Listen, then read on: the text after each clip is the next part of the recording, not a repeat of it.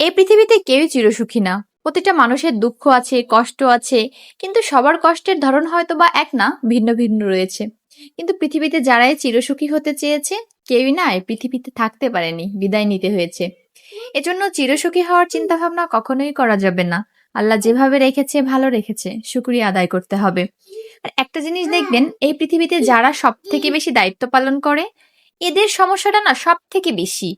এরা সবার কাছে দোষী হয়, খারাপ হয়, আবার দিন শেষে এরাই সবথেকে বেশি কষ্ট পায়।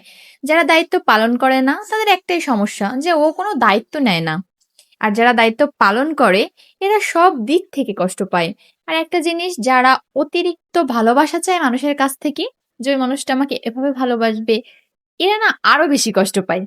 এক্সপেকটেশন যত কম থাকবে জীবনে, আপনি ততটাই সুখী হবেন। কারোর প্রতি কোনো আশা রাখবেন না, তাহলে দেখবেন আপনি একজন প্রকৃত সুখী মানুষ হিসেবে বসবাস করছেন এই পৃথিবীতে। যখনই আপনি মানুষের প্রতি আশা রাখবেন যে ওই মানুষটা আমাকে এটা করবে, ওই মানুষটা আমাকে এভাবে ভালোবাসবে, ওই মানুষটা আমার অভিমান বুঝবে, ও বুঝবে না। ওগুলো বললে লাভ নেই, বুঝছেন? এজন্য হচ্ছে নিজের মতো করে বাঁচতে হবে। নিজের বাঁচাটা যেহেতু গুরুত্বপূর্ণ, এজন্য নিজের মতো করে বাঁচতে হবে। আর এক মেয়ে হিসাবে সবসময় একটা জিনিস হলেও করবেন, অল্প হোক কিন্তু নিজের ইনকাম থাকা প্রয়োজন প্রতিটা মেয়ের ক্ষেত্রে। তাহলে একটা মানুষ একটা কথা বলার আগে 10 বার চিন্তা করবে।